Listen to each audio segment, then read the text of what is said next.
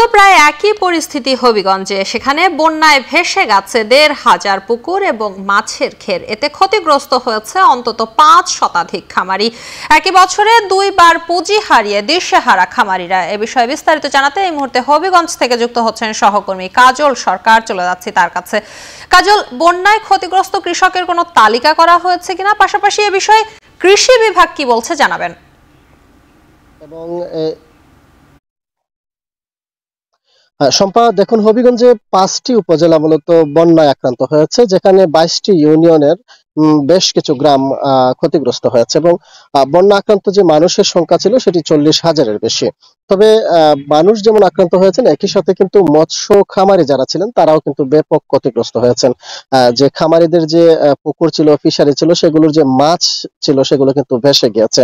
আমরা বেশ কয়েকজন যে খামারির সঙ্গে কথা বলেছিলাম, তারা যেটি বলছেন যে ২ দফা বন্যার কারণে তারা আসলে একেবারে পথে বসার উপক্রম। যেমন প্রথম দফা বন্যায়ও কিন্তু হবিগঞ্জের মৎস্য খামারিরা ব্যাপকভাবে ক্ষতিগ্রস্ত হয়েছিলেন। পরবর্তীতে তারা নতুন করে আবার সেখানে চারা ছেড়েছিলেন এবং যে এই যে বিগত সময়ে তারা সেগুলোকে পরিচর্যা করেছেন এবং অনেকগুলো পুকুরের মাছ কিন্তু বড় হয়ে গিয়েছিল।